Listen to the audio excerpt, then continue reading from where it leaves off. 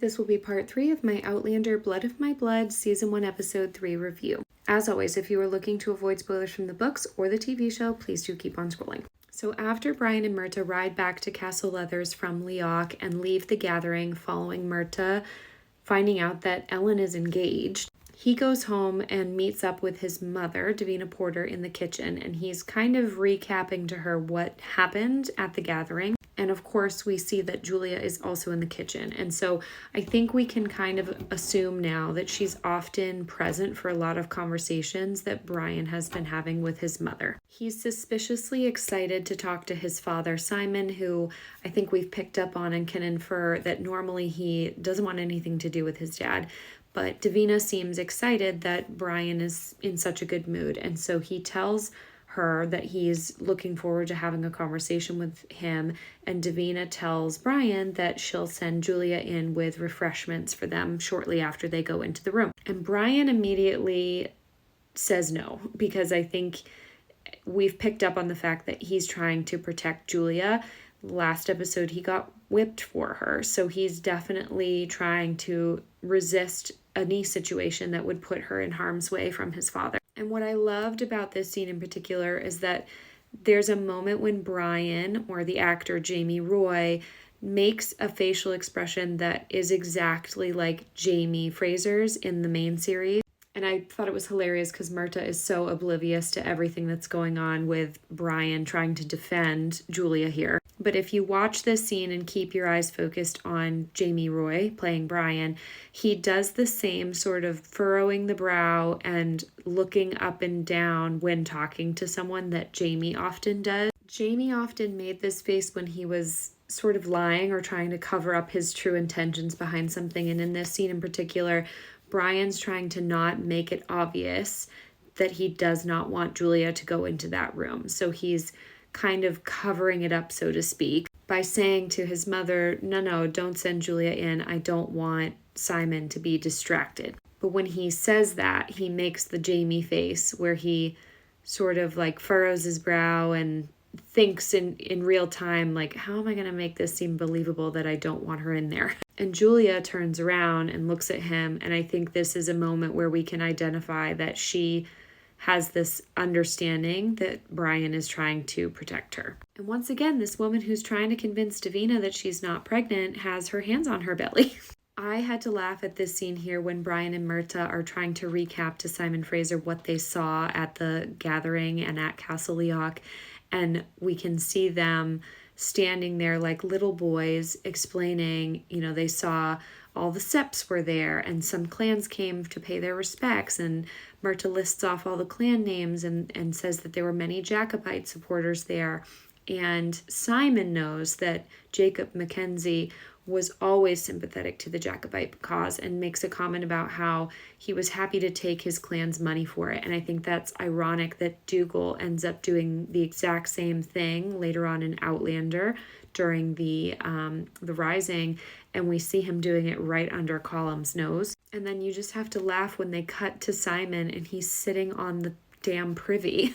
They tell him that Dougal was seen talking to a lot of the Jacobites, and that Colum and said, in contrast to him, received everybody in equal measure, including the grants. And this is when I started to figure out that Brian was leading this conversation in a very specific direction, because Simon says that him and Isaac Grant have something in common, which is that neither of them are going to support the Jacobite cause or join it because it's advantageous to himself. And Brian explains how Dougal ended up beating up Isaac's son Malcolm, and that Colum ended up promising Ellen to him as a way of kind of smoothing the situation over, which immediately triggers Simon to get the wheels spinning in his head about what is actually at play here. And he points out that the Grants are supposed to be his allies. So if the Mackenzies come in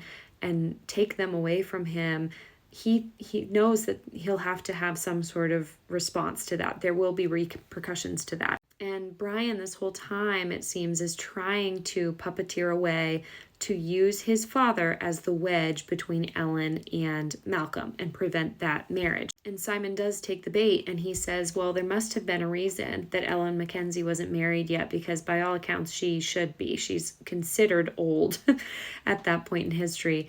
And he assumes that it must be a stain on her reputation. So he says he has to warn Isaac right away and try and break off the engagement in order to prevent the Grants from uniting their families with someone like the Mackenzies. And ultimately that's in the service of his best interest. And Brian realizes, oh no, I've started something that's now becoming a runaway train. I never wanted Ellen's honor to come into question. When Brian realizes that Simon is going to publicly accuse Ellen of losing her reputation, he questions his father about doing this in a more honorable way and tries to backtrack out of it, but the cat's out of the bag at this point. And Simon tells him that. He says, you have much to learn. And I think that's so true here, because Brian, unfortunately or fortunately for him, he wants to always do things right and by the book and in a way that's honorable. But he's dealing with a man in a world in which that is not the standard, unfortunately.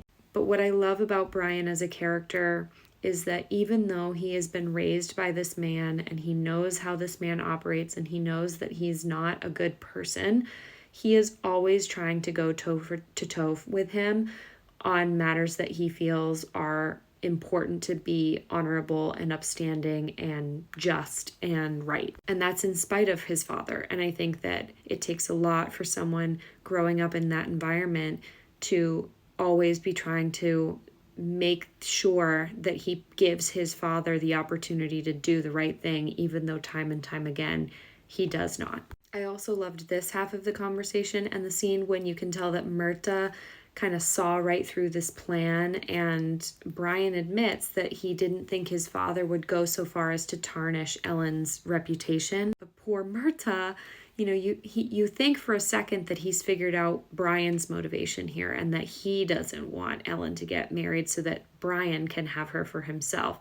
But in reality, Murtagh thinks that if Ellen and Malcolm don't get married, then he'd still have a chance of winning her hand. And your heart just breaks because he's so in love with this girl, and his best friend is manipulating the situation right in front of his eyes, and he's completely oblivious. And Brian,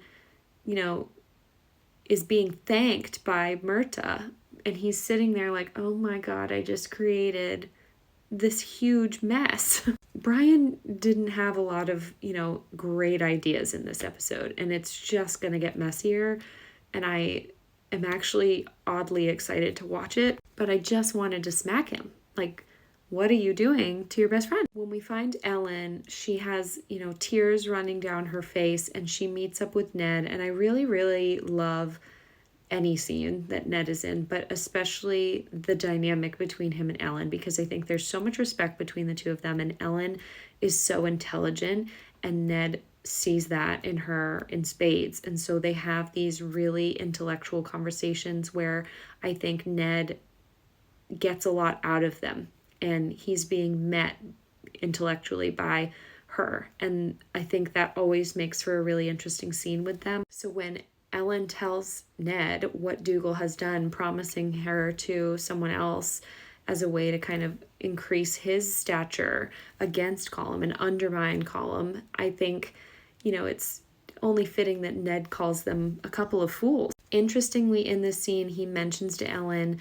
that when he was at Jacob's side, when they took over Clan Mackenzie from Donald Mackenzie, he claims it was as peaceful a process as it could be.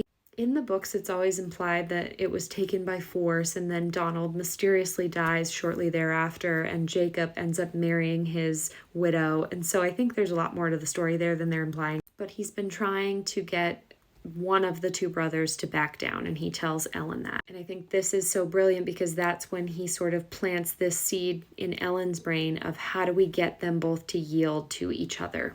I really love Ned's character in this series, and it really broke my heart when he said he'd promised Jacob that he would serve his family well, and he doesn't feel like he's upholding that promise right now. And I think the line that grief feels a lot like fear is such a great sentiment. Ned is a character that I don't think was ever given like a lot of screen or airtime, but I absolutely love how much we're seeing of him in this prequel series. Come back for part 4.